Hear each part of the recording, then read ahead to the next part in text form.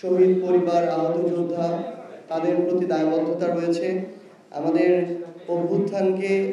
অভ্যুত্থানের স্পিরিটকে বাঁচিয়ে রাখার দায়বদ্ধতা রয়েছে।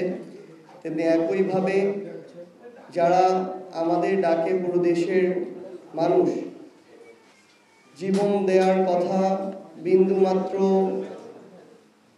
জীবন দেওয়ার বিষয়ে চিন্তা না করে, তাদের যে রক্ত ঝরেছে সে বিষয়ে চিন্তা না করে তারা রাজপথে নেমেছে, লড়াই করেছে এবং নতুন একটি বাংলাদেশ এসেছে। আমাদের মনে হয়েছে যে আমাদের সেই জুলাই যোদ্ধা যারা বাংলাদেশের ছাত্র জনতা এই অভ্যুত্থানের পক্ষে ছিল, তাদের দ্বারে দ্বারে গিয়ে তাদের কথা শোনাটাও আমাদের দায়বদ্ধতা এবং তাদের চাওয়ার ভিত্তিতেই আগামীর বাংলাদেশে জাতীয় নাগরিক পার্টি এনসিপির ইশতেহার তৈরি হবে, যে ইশতেহারের উপরে দাঁড়িয়ে জাতীয় নাগরিক পার্টি এনসিপি সংসদে জনগণের প্রতিনিধিত্ব করবে।